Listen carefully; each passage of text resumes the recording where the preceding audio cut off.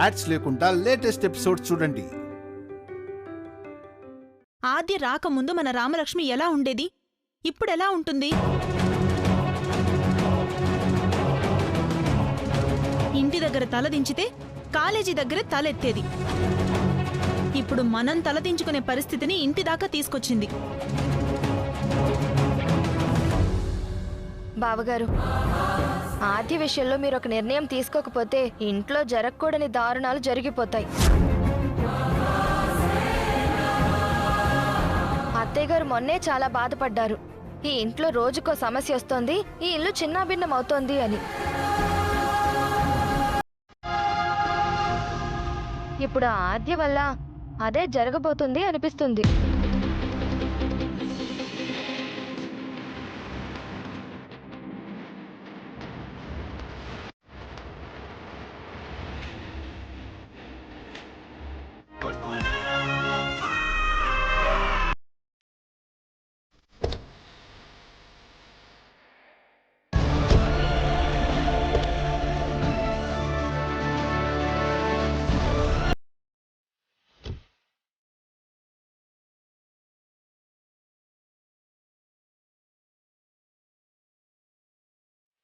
రామలక్ష్మి, మనం ఏ డ్రెస్లో వెళ్ళాం, ఇప్పుడు ఏ డ్రెస్లో వస్తున్నాం?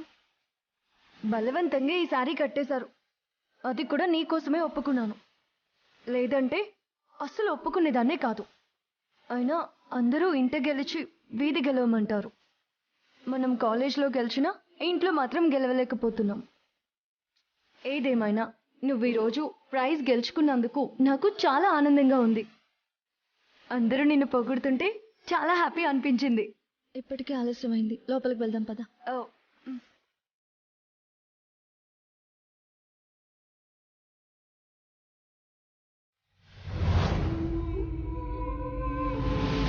అమ్మా, మీరేమో మీ పాటకి నగలు వేసి పంపించారు. అక్కడ కాలేజీలో మమ్మల్ని చూసి ఎంతగా నవ్వారు.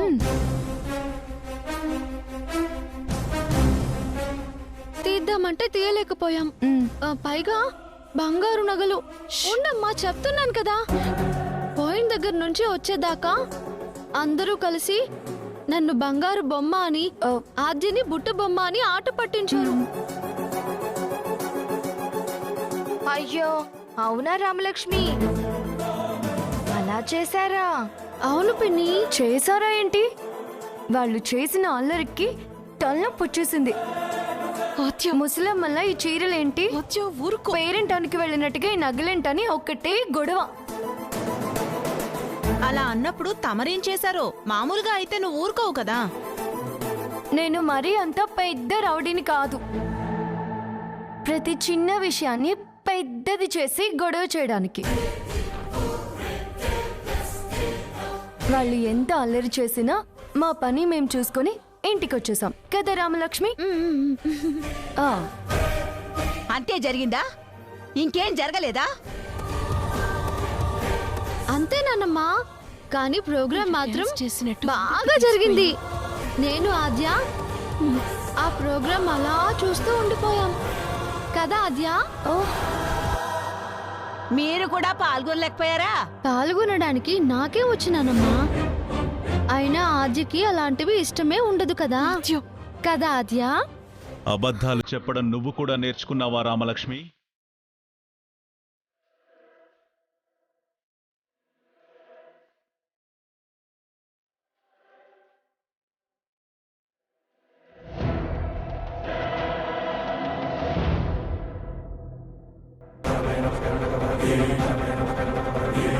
చూసావరా? నీ కూతురు కాలేజీలో బుట్ట బొమ్మలాగా తిరిగిందంట, ఇంకేమీ చేయలేదంట.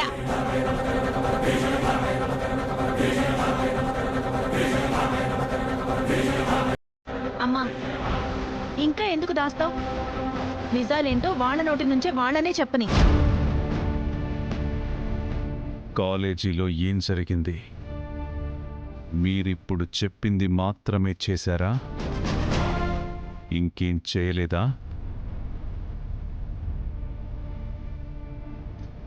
చెప్పవే.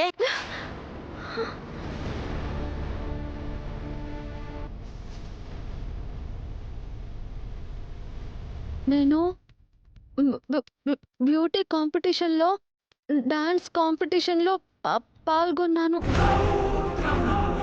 ఏ పాటకి డాన్స్ చేసావమ్మా? రా రా స్వామి రా రా ఆ పాటకా?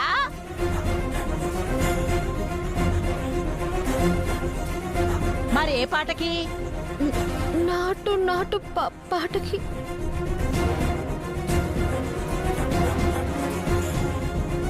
ఈ బట్టలతోనే డాన్స్ చేసావా? కాదు నాన్న. కాదంటే కాళ్ళు ఎరకొడతాను.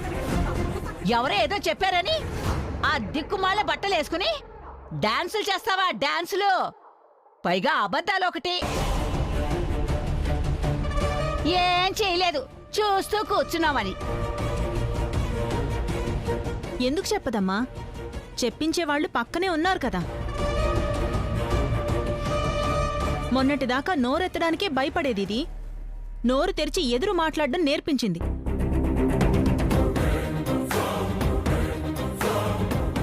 అబద్ధాలు చెప్పడం నేర్పించింది. కొన్ని రోజులు పోతే మనల్నెవర్నీ లెక్క చేయకుండా మాట్లాడడం కూడా నేర్పిస్తుంది.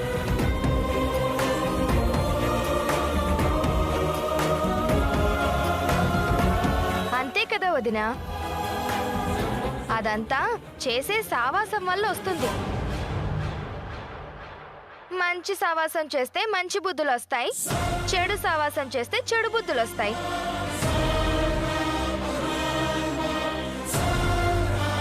అయినా చెడగొట్టే వాళ్ళు ఎంతమంది ఉన్నా చెడిపోకూడదు అన్న ఆలోచన రామలక్ష్మికి ఉండాలి కదా.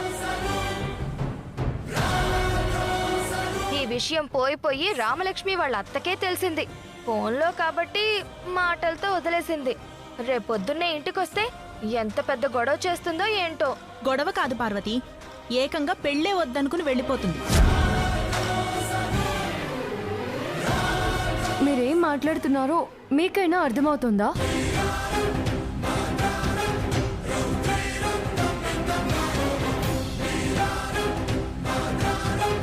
మేమేమంత పెద్ద తప్పు చేశామని మీరు అలా మాట్లాడుతున్నారు? ఎందుకు ఏదేదో ఊహించుకుంటున్నారు? మాకొచ్చిన డాన్స్ మేము చేశాము, ఇందులో తప్పేముంది?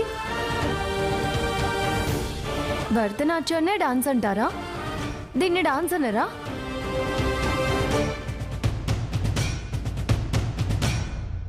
నాట్యం అనగానే దానికి ఒక డ్రెస్ ఎలా ఉంటుందో ఇక్కడ ఈ పాటకి తగ్గట్టుగా డ్రెస్ వేసుకున్నాం. ఇందులో తప్పేంటి?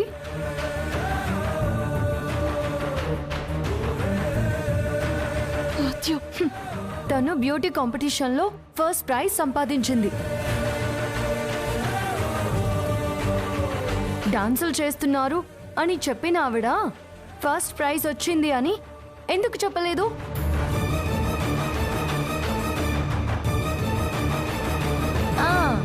చెప్పినా మీరేం చేస్తారులే.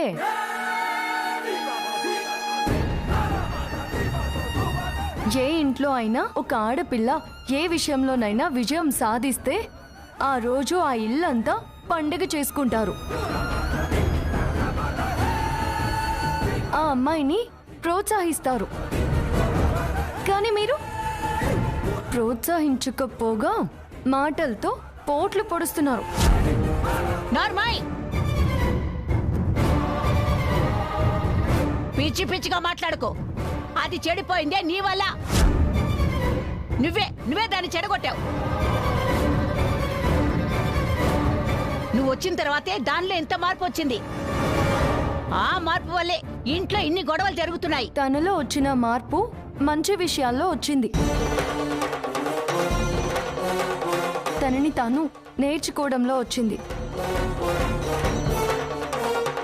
ఆ మార్పు తను ఎదగడానికి ఉపయోగపడుతూ వస్తుంది. తన మార్పు తన కోసం ఎంతో ఉపయోగపడుతుందో ముందు ముందు తన పక్కన ఉన్న వాళ్ళకి కూడా అంత ఉపయోగపడుతుంది.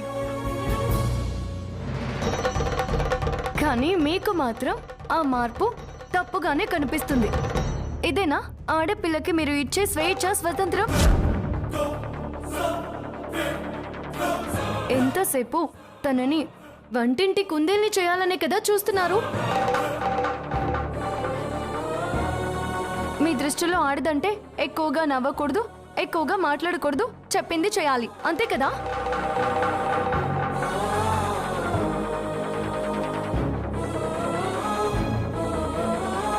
తనని తాను తెలుసుకునేలా ఒక్కరైనా ప్రయత్నం చేశారా?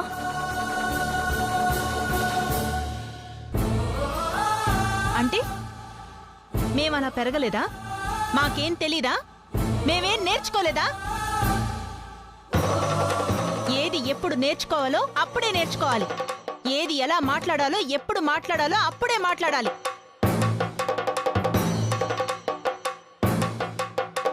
సమయం వచ్చినప్పుడు అన్నీ అవే అలవాటవుతాయి. ఇలా సమయం సందర్భం లేకుండా నేర్చుకుంటే ఇలానే తలవంపులొస్తాయి. అది మీకు మీరు పెట్టుకున్నవి. ఇంక చాలు.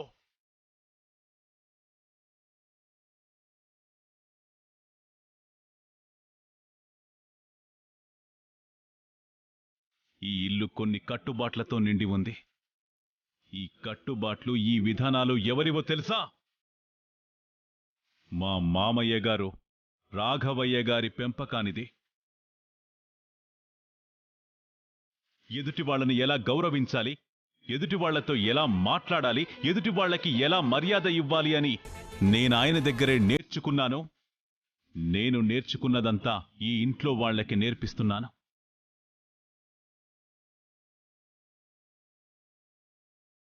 నేను నడుస్తున్న దారిలోనే ఈ ఇంట్లో వాళ్ళని నడిపిస్తున్నాను.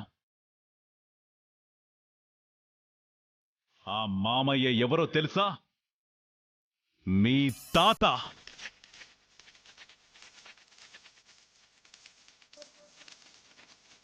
నా పెంపకాన్ని, నా కట్టుబాట్లని నువ్వు తప్పు పడితే మీ తాతని నువ్వే తప్పు పట్టినట్టు.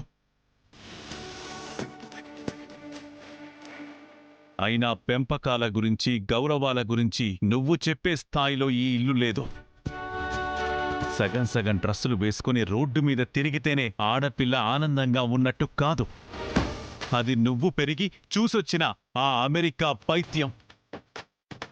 అవన్నీ నువ్వు అమెరికాలో చూశావు కాబట్టి నీకు తప్పనిపించట్లేదు. కానీ ఇది అయోధ్య లంక. ఇక్కడ ఒక ఆడపిల్ల ఎంతవరకు ఉండాలో అంతవరకే ఉండాలి. అలాంటి డ్రస్సులు వేసుకోవడం నీకు స్వేచ్ఛేమో. నీ స్వేచ్ఛని ఎదుటివాడు గౌరవిస్తేనే అది స్వతంత్రం. మీరు వేసుకునే సగం సగం డ్రస్సులు చూసి రోడ్డు మీద వెళ్లేవాడు కూడా ఆడపిల్లని ఏడిపిస్తున్నాడు.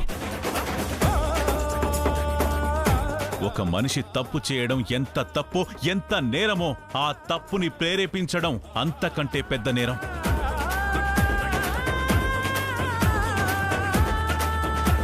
ఇప్పుడున్న కాలంలో ఎవరికి వాళ్ళు నాకు నేనే, నేను మాత్రమే అని, నేను నేను నేను అని ఒంటరిగా మిగిలిపోతున్నారు. అదే మనం అనుకుంటే అందరిలో ఉంటారు.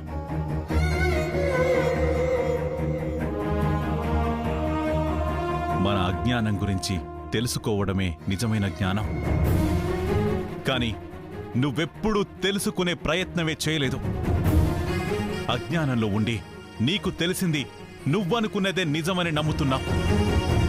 జీవితం అంటే నిన్ను నువ్వు చూసుకోవడం కాదు, నిన్ను నువ్వు మార్చుకోవడం, నలుగురికి నచ్చేలా నడుచుకోవడం. ఇప్పటికైనా మారు.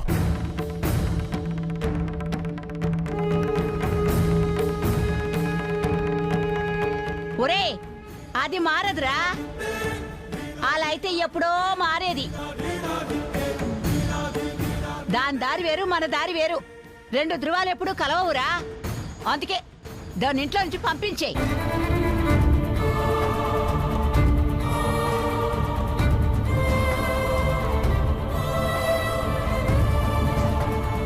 అవునన్నయ్య, తనని పంపించేయి. నేను ముందు నుంచి చెప్తూనే ఉన్నాను, తన వల్ల ఇంట్లో గొడవలు జరుగుతున్నాయి, తన వల్లే ఇంట్లో అనర్థాలు వస్తున్నాయని.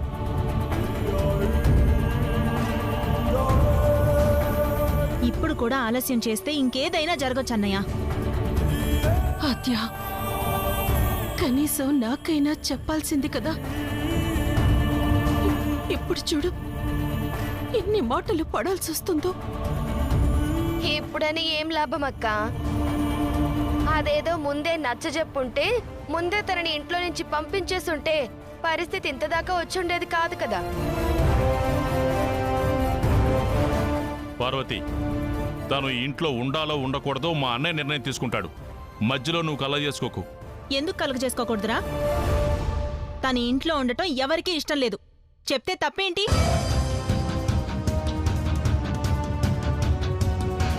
అని మీకు మీరు అనేసుకుంటే సరిపోతుందా? అరే, మన ఇంట్లో ఒక వస్తువు పాడైతే పారేయకుండా దాన్ని ఎలా అయితే రిపేర్ చేయించుకుంటామో అలాగే తను నిజంగా తప్పు చేస్తే తనను మార్చుకుని మనందరిలో కలుపుకోవాలి. అంతేగాని తను వెళ్ళిపోమని చెప్తే ఎక్కడికి వెళ్ళిపోతుంది? తను ఎక్కడికైనా వెళ్ళని, మనకనవసరం.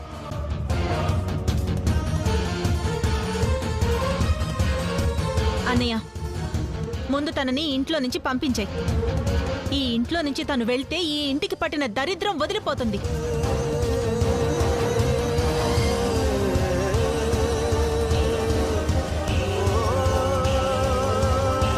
తన ఇంట్లో ఉండాలో ఉండకూడదో అనే నిర్ణయం తీసుకొచ్చిన వాళ్ళకే వదిలేస్తున్నాను.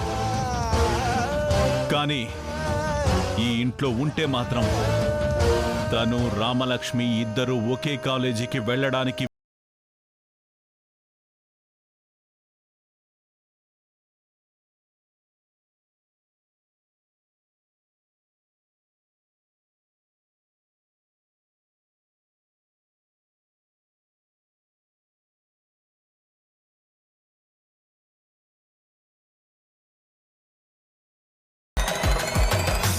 నేను క్షమించాను అంటే దాని అర్థం తన ప్రవర్తనని అంగీకరించానని కాదు.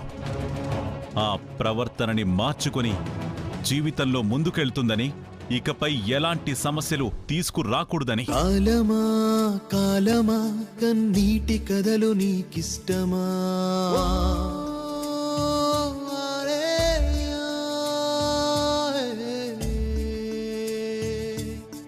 దైవమా దైవమా దయలేనితనం నీ వైనమా?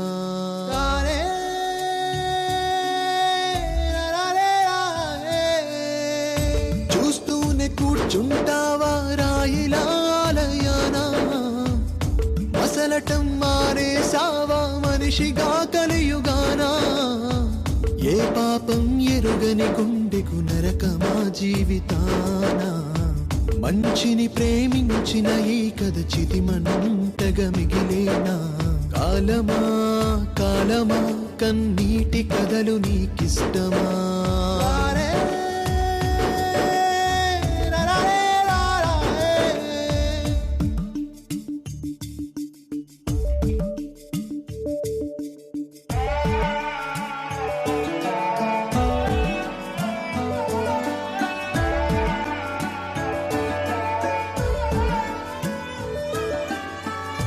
ఏంటాద్యా, నేను పడుకోవడానికి పరుపు వేస్తుంటే నువ్వు తీస్తున్నావేంటి? సోఫాలో పడుకుంటాను. సోఫాలోనా? ఎందుకు ఆద్యా? నా వల్లే నువ్వు చెడిపోతున్నావంటావు, నా వల్లే నువ్వు మారిపోతున్నావంటావు, మొత్తం నా వల్లే నువ్వు ఇలా తయారవుతున్నావంటావు. రేపు కాలేజ్కి కూడా సపరేట్గా పంపిస్తారు అంట కదా. ఇకపై నువ్వు మీ వాళ్ళు చెప్పినట్టు విని మంచి పేరు తెచ్చుకో. నాతో ఫ్రెండ్షిప్ వద్దు.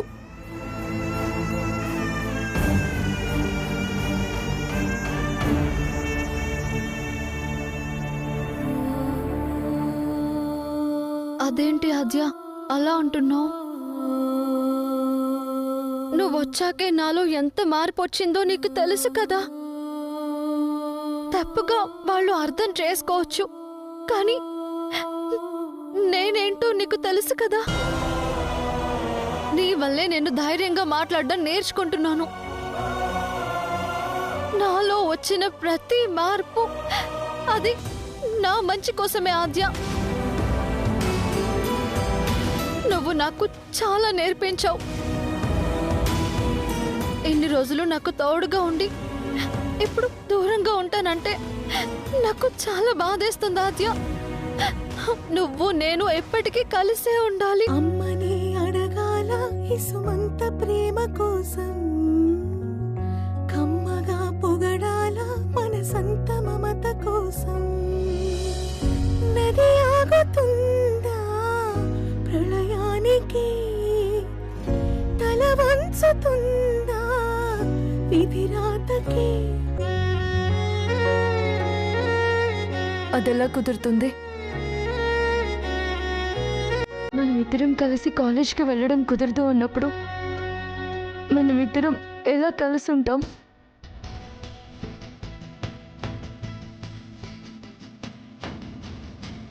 ఇంట్లో ఇంకో రూమ్ ఎక్స్ట్రా ఉంటే నన్ను ఈ రూమ్లో కూడా ఉండనిచ్చేవారు కాదు. అయినా నాతో నీకెందుకు? మనమిద్దరం దూరంగా ఉండడమే కరెక్ట్. ఆద్య, ప్లీజ్ ఆద్య, నువ్వు అలా దూరంగా ఉండొద్దు.